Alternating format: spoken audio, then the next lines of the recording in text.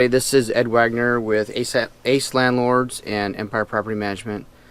So, last time we talked about why landlords should raise the rent, and we gave all the reasons, but it wasn't the whole story. And so this week we're going to talk about how much landlords should raise the rent. So we're going to call it part 2 of the series, but really it's a whole nother extension of the subject, so stay tuned.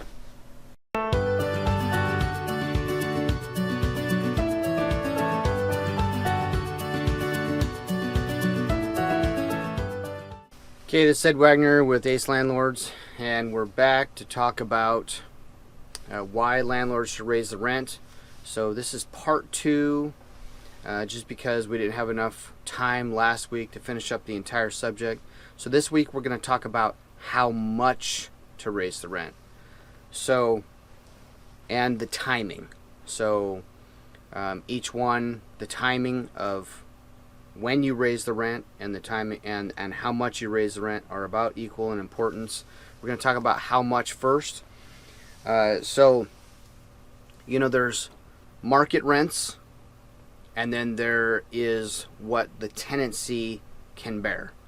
Okay, just because the market is going up or even straight up doesn't mean that you can raise the rents straight up. You have a tenancy in place, and especially if they're a good tenant, you don't want to disrupt that because vacancies can be very expensive, and the tenant that's in there is paying the rent and taking care of the property, hopefully. And so if that's something you want to preserve, you don't want to disrupt the apple cart by raising the rents too much too quickly. So, and this, of course, this is all dependent. We've never seen the rents go up so quickly that it created exodus out of the property. So you can raise the rents sometimes even very quickly. If you do it the right way, you're not going to disrupt the tenancy, and you can keep the good tenants that you have. So again, how much is, there's kind of two methods of knowing or how much, deciding how much to raise the rent. The first method is not too popular, and it shouldn't be. But you'll see landlords and even property management companies do this, where they go through and they just say, well, the market is up 6%, so we're just going to raise the rents 6% across the board. Well, that works, but rarely. And so it might work in about 25% of your units would actually fall into that 6% range. So really the best way to do it is to evaluate every single tenancy. It's tedious work, but it's in our mind, the only real way to effectively assess how much you can raise the rent. We'll get into the timing issue in just a minute here. So if you have a tenancy, we're going to use that $1,000 a month mark, and at $1,000 a month, and it's time to raise the rents. And again, we'll get into the timing issue in just a minute. Raising, and the market, let's say it's up 10%. So the markets can handle, meaning if the property was vacant right now, you could rent it for $1,100. Okay. So, but having a tenant in there that's maybe been in there for a few years and raising it the full 10% may trigger a vacancy. So a vacancy, you could gobble up that additional $100 a month, 10% increase really quickly in turnover costs, time on the market. Let's say you get a run of bad applicants, and even though it's a hot market, you could still have it vacant for 2 to 4 weeks, especially if you add in the turnover costs. Maybe contractors in short supply, so you can't get the repairs done. So these are all things that you need to weigh in on every tenancy.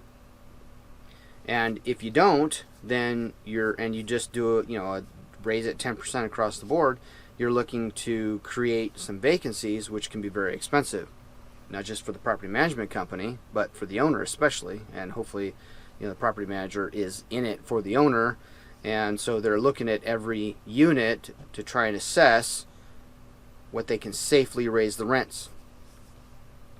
So you'll need to assess every unit every single time. So now we're going to jump into timing, and timing is just as important and pretty tricky. So raising the rents, you can't raise the rent when the tenant is in the middle of a lease. Okay, they're locked in. A lease is an encumbrance on the title even, so if you were to sell the property, the lease would go with it. It's a fixed tenancy, they call it. So that fixed tenancy, you cannot raise the rent. It's already agreed upon rental rate during the time of that lease. So you can raise the rent when it comes time to renew, okay? But you need to give the tenant adequate notice. Every state's different. Oregon leans really heavily, so if you're going to raise the rent, you're going to have to give the tenants 90-day notice. 90-day notice is really, really hard to plan around, so you need to think months in advance. So the best time to raise the rent is generally in the late spring, early summer, okay? And if the rent increase is going to trigger a vacancy, and we'll get into how you can possibly unravel some of this and help keep your tenants even after you've raised the rent. If it's going to create a vacancy, then you want to make sure that you do your absolute best to have your leases timed for early summer, late spring, if at all possible. Sometimes it's not. So that if it goes vacant, you have your best chance of getting your rental repairs done and getting it back on the market and landing a really great tenant. So if you get a vacancy in the wintertime, well, sometimes it can be really good because there's less properties available, but there's also less tenants. So we've had it to where we haven't had much trouble renting in the winter. However, it is still better to have your properties vacant towards the end, late spring, early summer is when it would hit the market. That's when everybody's looking. Kids are out of school, job transfers, all that stuff happens during that time, during the summertime.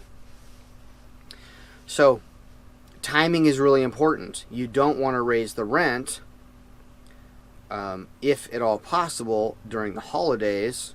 So that would be from Thanksgiving and even a week before that to after Christmas, and even a couple weeks after Christmas, after the first of the year, really is when the market starts to swing back up again. So if you raise the rent and it triggers a vacancy, you don't want to have it vacant during the holidays. So that means if you raise the rent in the fall, you would probably just not want it to be effective if you have to give an extended notice, like a 90-day notice, or you just don't raise the rent at all until after the first of the year. And so also, it's bad form to raise the rent in the first year.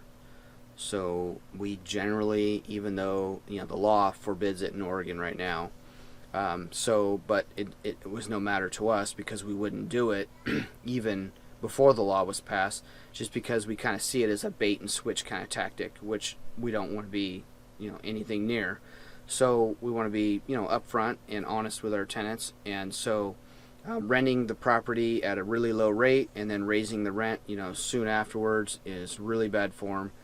So landlords have gotten away from, or at least some of them have gotten away from, the idea of serving their tenants as good paying customers.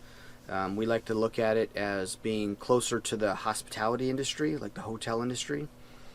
If you look at the motto of the founder of the Ritz-Carlton, his name is Horst Schulze.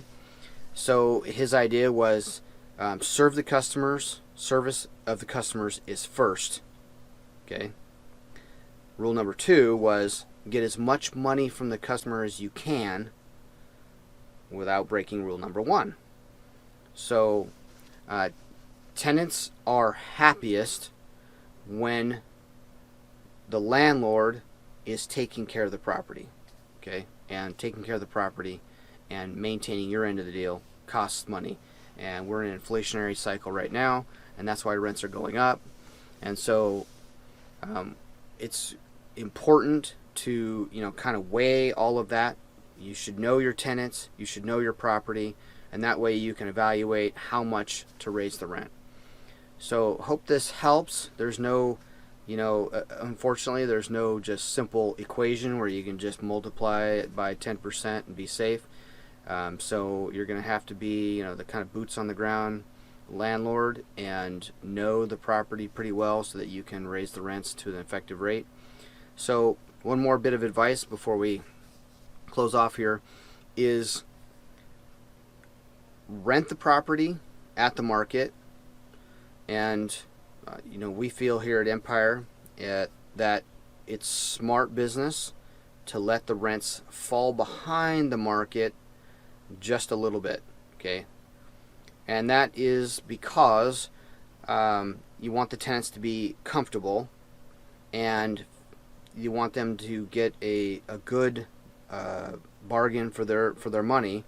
And if the rents are dollar for dollar, and they're commuting a half hour to work, and they'd rather be closer, and they're paying $1,000 here, and they can pay the same $1,000 closer to work or closer to family or closer to whatever, then they'll move. But if they're paying just under the market, then they tend to stay. And so you'll see that, and don't think for a minute that raising the rents is the tenants don't look online the second they get that rent raise. Okay, so rental rates are at everybody's fingertips. In a minute they can be on their phone and looking at an equitable unit and seeing the rental rates on that. So you have to keep everything in check that way.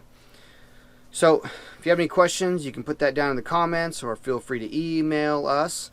So hope that solves everybody's questions there, and happy